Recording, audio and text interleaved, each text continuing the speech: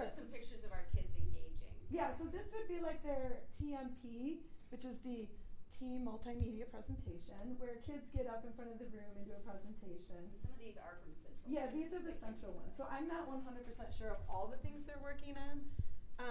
These are some of their mock, like we do a couple practices just before they do the real one for College Board. APSM is a digital portfolio, so kids submit 2 essays and 2 presentations into the digital portfolio before they actually go into the exam.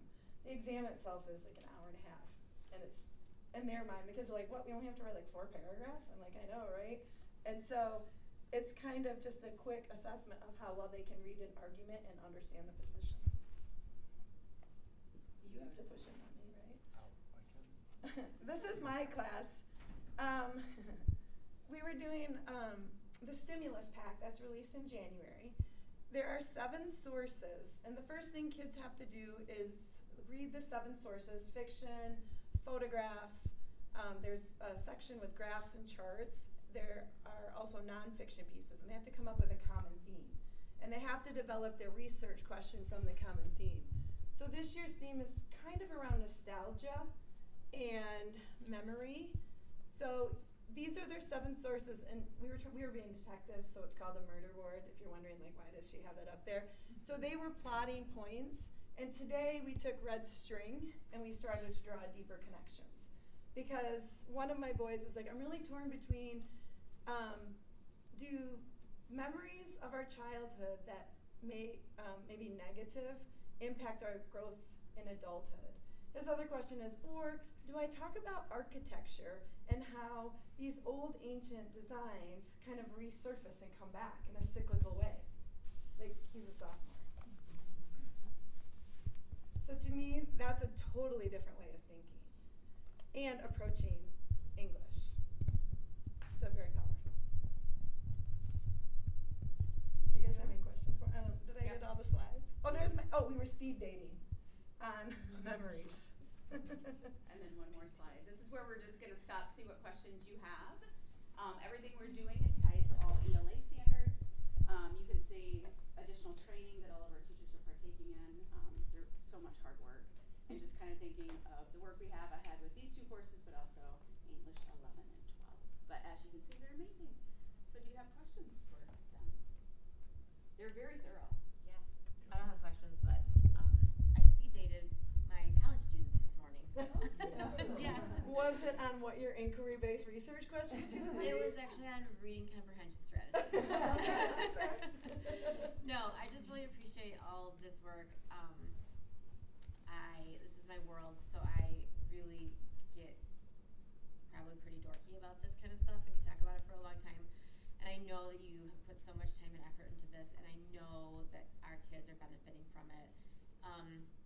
One of the reasons that I love to take my college kids to Eastern is because I feel like there is real, solid, intentional teaching happening. And I'm not saying that it's not happening other places too, Right. but I just know firsthand that it's just so highly effective. And so I love for them to be able to see that in action with real students. And I just really appreciate that you guys all put so much time and effort into this and work really so well together. That really comes through for the students. I had one question on the units. So, we're piloting this and you're learning it. Where do you think, or where are you seeing the biggest opportunity that, unit 1 is everybody gets it, no problem. Unit 2, we're kind of slowing up because there's more opportunity. Are you seeing that? And is there a reason why you think that, or is there more units you have to focus on because of that?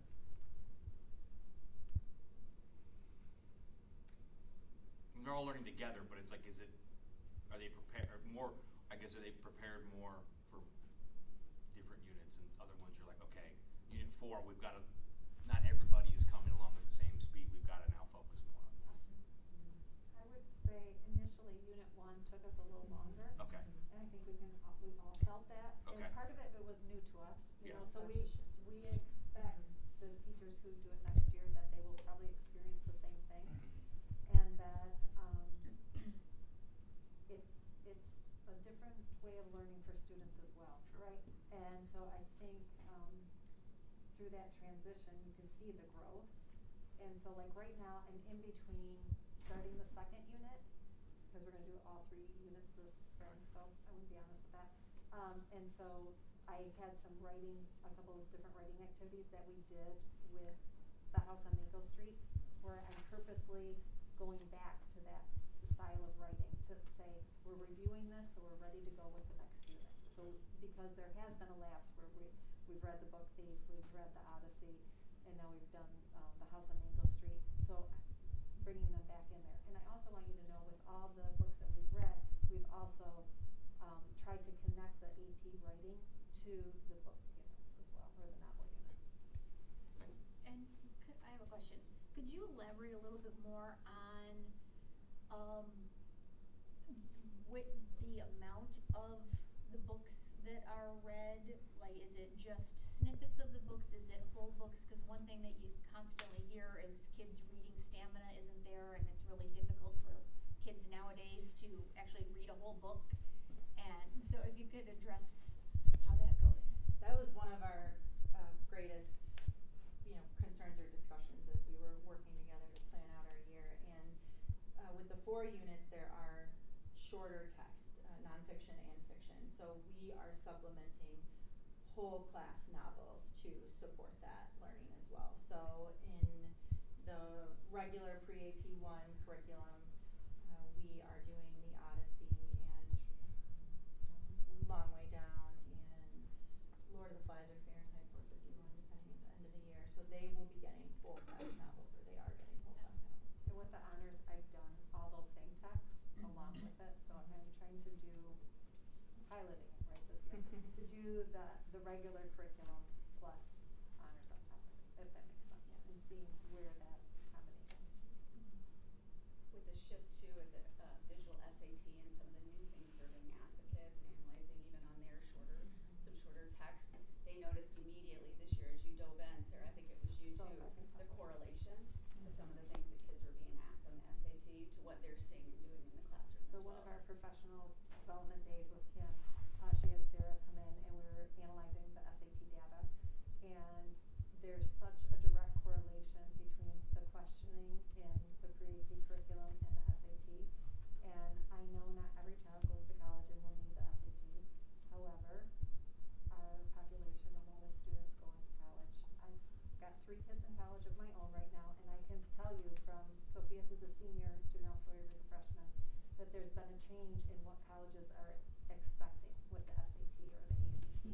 So last year, it was still kind of optional, but you were getting more points at like top universities like U of M if you had a high score. That was going to get you in or not.